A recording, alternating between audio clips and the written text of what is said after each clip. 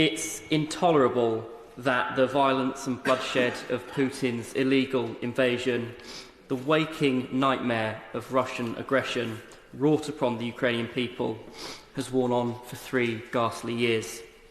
At the weekend, I joined local residents, including the Ukrainian families who have found safe haven in our community, at a service of remembrance in Bishop Stortford, organised by the Bishop Stortford Ukrainian Guest Support Group. It was impossible not to be deeply moved as we stood for a minute's silence to remember all those who have lost their lives and suffered throughout this war, united in our shared hope that we will not have to meet again to mark a 4th year of violence in 2026.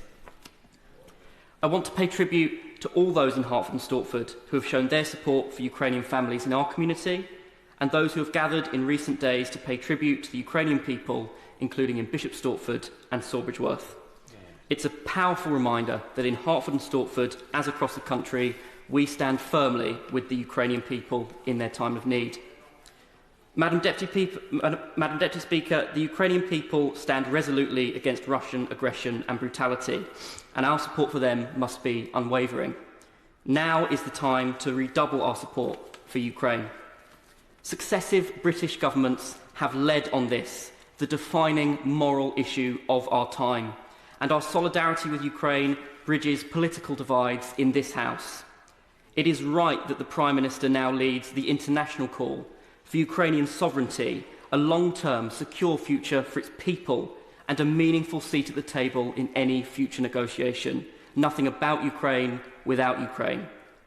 I welcome the landmark 100-year partnership with Ukraine to deepen security ties and build an enduring partnership for future generations, and the action this government is taking to step up and speed up our support for Ukraine at this critical moment.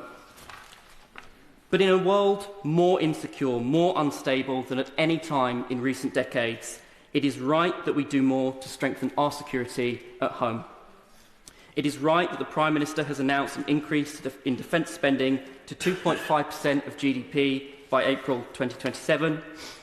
I recognise that this decision comes with difficult but necessary sacrifices, and I hope that in the coming years this government will chart a course to restoring spending on international aid as soon as fiscal circumstances allow, alongside increased defence spending.